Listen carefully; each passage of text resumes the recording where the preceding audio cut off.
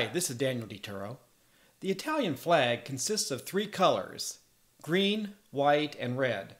And coincidentally, it coincides with the three types of sauces most associated with Italian cuisine: tomato sauce, Alfredo sauce, and pesto.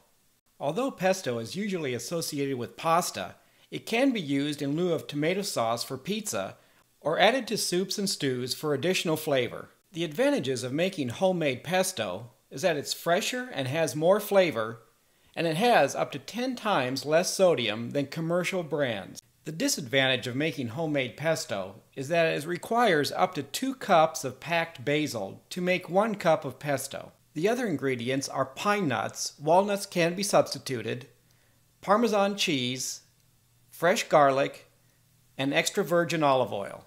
The first step is toasting the pine nuts. You can toast them in a 350-degree oven or toaster oven, but I prefer using a frying pan on my stove set at medium-low heat. Toast the pine nuts 3 to 4 minutes, shaking the pan occasionally or stirring them until they are golden brown. Remove the pine nuts from the pan and add the garlic cloves. Toast the garlic about 9 minutes, turning occasionally until the skins are browned. This will reduce the pungent flavor of the garlic. Remove the toasted garlic from the pan and allow it to cool.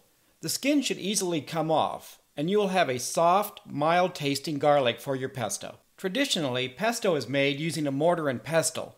Since most people have a food processor which makes pesto in a fraction of the time, bruising the basil using a plastic bag and a meat tenderizer will bring out more of the basil flavor. Bruise the leaves using the meat tenderizer. If you don't have a meat tenderizer, you can use a rolling pin or a hammer. Place the coarsely sliced garlic and basil in the food processor. Process about 30 seconds. Scrape the bowl and then process another 20 to 30 seconds or until the basil is finely chopped.